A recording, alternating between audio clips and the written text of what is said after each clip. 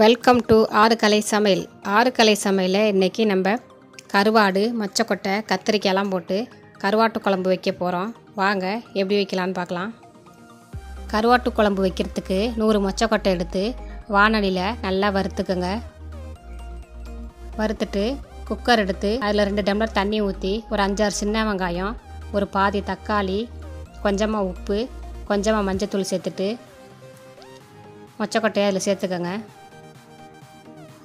மொச்சக்கொட்டையை சேர்த்துட்டு ஒரு கிளறி விட்டுட்டு ஒரு 3-4 விசில் விட்டுருங்க. விசில் விட்டு ப்ரெஷர்லாம் போய் நல்லா மொச்சக்கொட்டை வெந்துருச்சு. இப்போ குழம்புக்கு என்னென்னு பார்த்துடலாம். ஒரு 3 கத்திரிக்காய் எடுத்து நீளமாக நறுக்கி வச்சுருக்கேன். கருவேப்பிலை, கொத்தமல்லி, 10 சின்ன வெங்காயம், பாதி தக்காளி, ஒரு பச்சை மிளகா, 10 பூண்டு பல், புளித்தண்ணி, வாழைக்கருவாடை மஞ்சத்தூளில் போட்டு அலசி வச்சுருக்கேன்.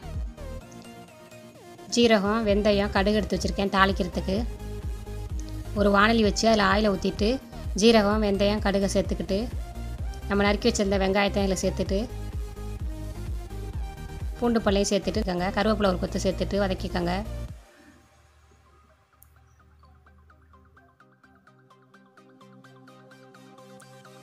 பச்சை மிளகாய் இந்த மாதிரி உடச்சி போடுங்க, அப்போ தான் மணமாக இருக்கும்.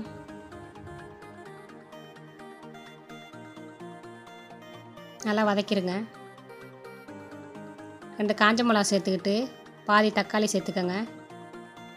நறுக்கி வச்சிருந்த கத்திரிக்காயும் சேர்த்துட்டு நல்லா எண்ணெயிலே வதக்கிடுங்க. தேவையான அளவு உப்பு சேர்த்துக்கோங்க.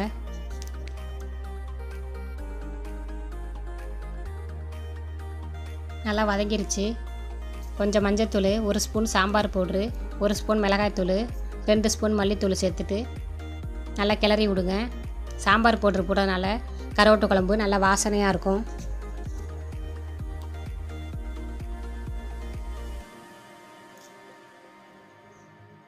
எண்ணெயிலே நல்லா வதக்கிடுங்க.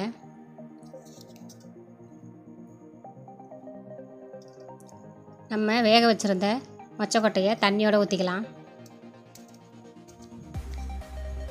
சேர்த்துட்டு நல்லா கிளறி விட்டுக்கோங்க. கிளறி விட்டு ஒரு 5 நிமிஷம் சிம்மிலே வைங்க.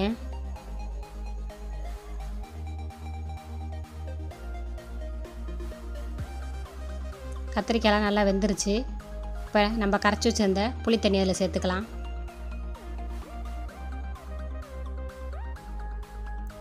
புளி தண்ணியை சேர்த்துட்டு உப்பு, புளிப்பு, காரம் பார்த்துருங்க.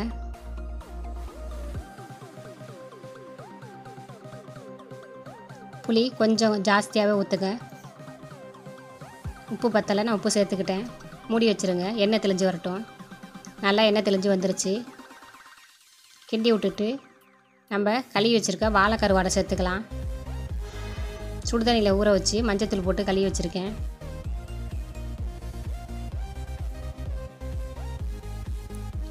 கருவாடை அதில் சேர்த்துட்டு லைட்டாக கிளறி விடுங்க. ஒரு 5 நிமிஷம் சிம்மிலே வைங்க, இல்லாட்டி கருவாடு உடஞ்சிரும்.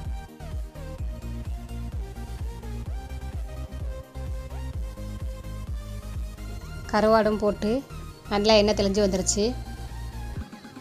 கருவாடும் நல்லா முழுசாக இருக்குது பாருங்கள். மணக்க கருவாட்டு குழம்பு ரெடி ஆயிடுச்சு. கொத்தமல்லி தலை தூவிட்டு அடுப்பை ஆஃப் பண்ணிக்கலாம். இதே போல் கருவாட்டு குழம்பு நீங்களும் செஞ்சு சாப்பிட்டு பார்த்துட்டு சொல்லுங்கள். வீடியோ பார்த்ததுக்கு தேங்க்யூ.